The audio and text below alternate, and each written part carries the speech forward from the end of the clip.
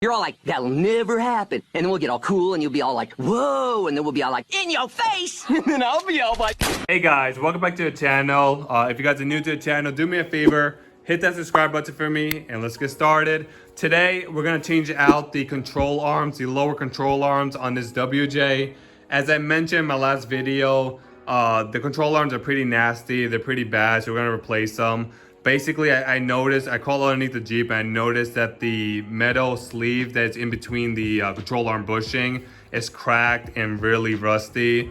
And also, when I'm driving, I notice when I hit a speed bump or a pothole, I can kind of feel like the axle shifts a little bit and it takes a couple of seconds before like it kind of like stabilizes or straighten out.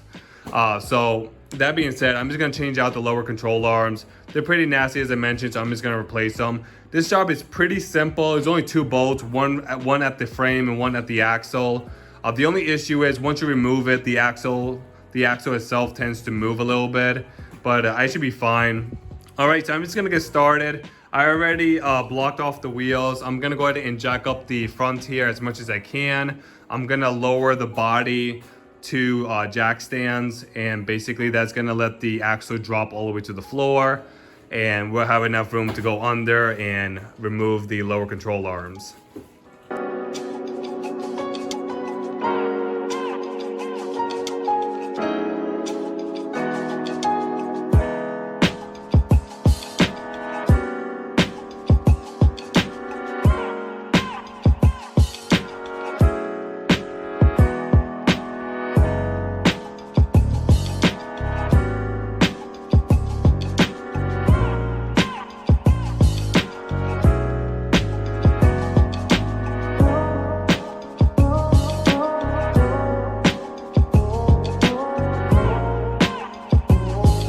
Alright guys, so I got the WJ lifted up. It's resting on the jack stands at the frame, and I went ahead and I lowered the axle down to the lowest it can go, and I got the jack underneath the pumpkin for extra support.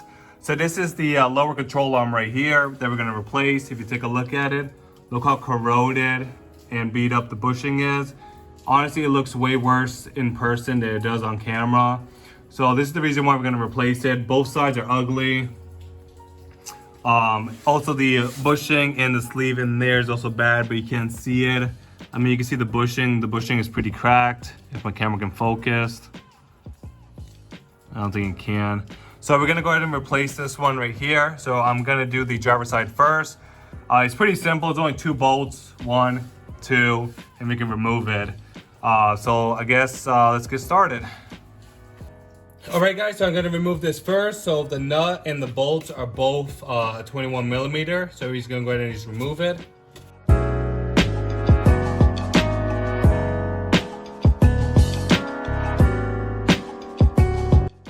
All right guys, the first bolt came out super easy.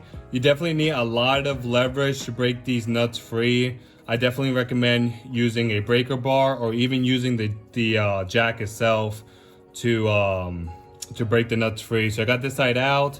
This side is wobbly, it's ready to come out. Now I'm gonna go ahead and remove the second bolt, which is right here. Once again, super easy. I believe it's the same thing. I think it's a 21 millimeter. Yep, 21 millimeter. So I'm gonna go ahead and break that one free, and then the lower control arm can come right off.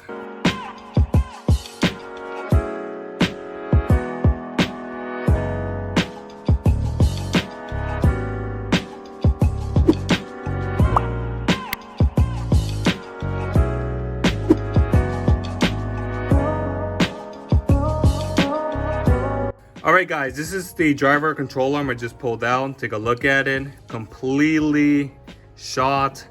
The metal sleeve is completely gone. The bushing is cracked.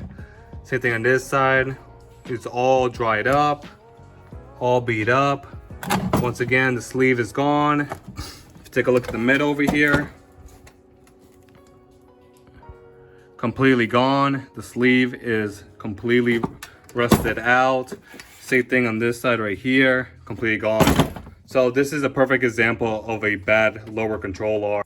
All right guys, so now it's time to install the new control arm. But before I do that, I'm gonna go ahead and just clean this up. There's a lot of rust right here. I'm just gonna clean it up. I'm gonna paint it. This side on the frame is perfectly fine, but this side on the axle is pretty nasty. So I'm just gonna clean it up, spray paint it, and then we can go ahead and install the new lower control arm.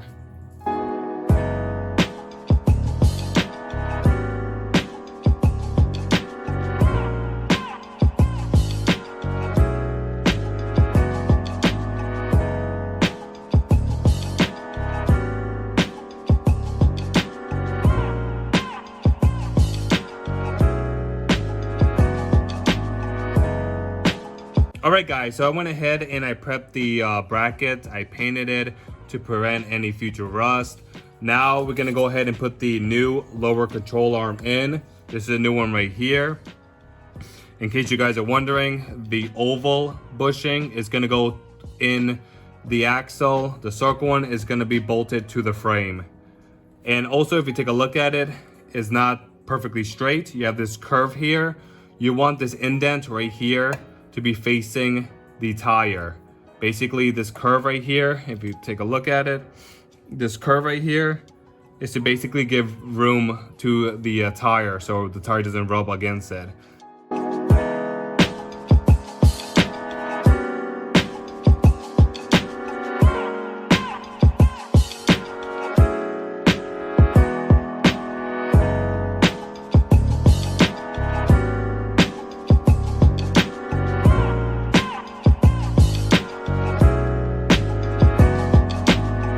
Go ahead and put this part into the axle.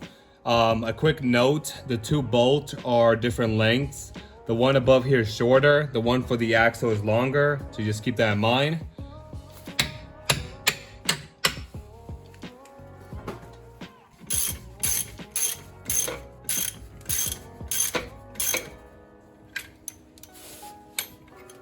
Alright guys, so I got the new control arm in. I'm extremely surprised how the axle stayed in place and didn't move. Normally when I do these, the axle always shifts and I always need to adjust the axle in order to line up the two holes. In this case, it went in smoothly. All it needed was a bit of tapping on the bolt to get it through. Alright, so far I just snuggled up the bolts. I'm gonna torque them down once the bushings and the control arm has the weight of the vehicle. So I'm just gonna do the other side real quick and then we should be ready to lower it down and torque them up. Alright guys, in case you guys are wondering how to break these stubborn bolts and nuts free, basically how I do it, I use a breaker bar and basically I position it against the floor like this. And then with my other one, my other ratchet, I put it on the opposite side and I use a cheater bar with it to break it free. You can use impact if it's strong enough, but this method works perfectly fine for me.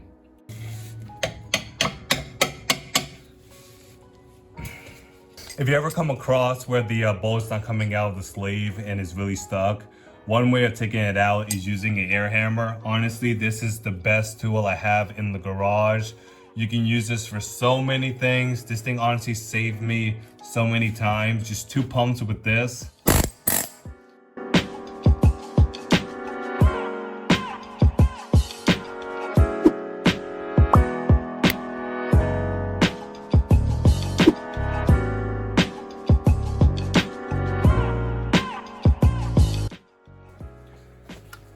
Alright, and here is the passenger lower control arm. Same thing, bushing is ugly, it's cracked over here, the sleeve is all corroded, bushing is cracked, this bushing is actually coming out.